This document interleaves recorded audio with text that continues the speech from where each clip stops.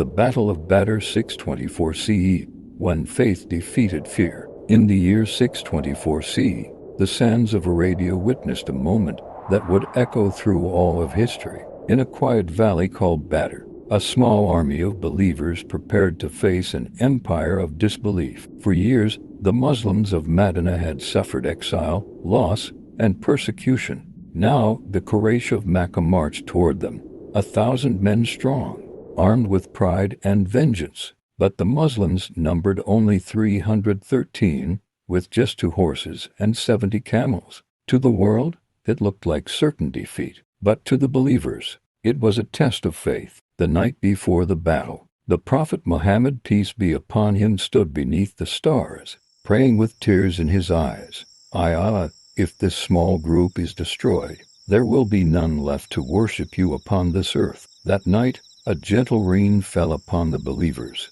firming the ground beneath their feet, while turning the enemy's camp to mud. It was a silent sign of divine mercy. As dawn broke over the desert, the Prophet arranged his men in rows, calm yet firm. He pointed across the plain and said, "Here, this is where Quraysh's leaders will fall." Then from the Quraysh side came 3 of their strongest warriors, Utbah, Shayba, and Walid ibn Utbah, proud, armored, unshaken.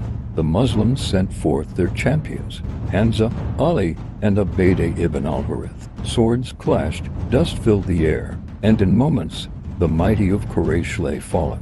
It was the first sign that truth had begun to prevail. Then the battle erupted. Arrows darkened the sky. Swords rang across the valley. The Prophet raised his hands once more and called, "Allah, send your help." And the Quran records that moment when you sought help of your Lord. He answered, "I will reinforce you with 1,000 angels, following one another." Quran 8-9.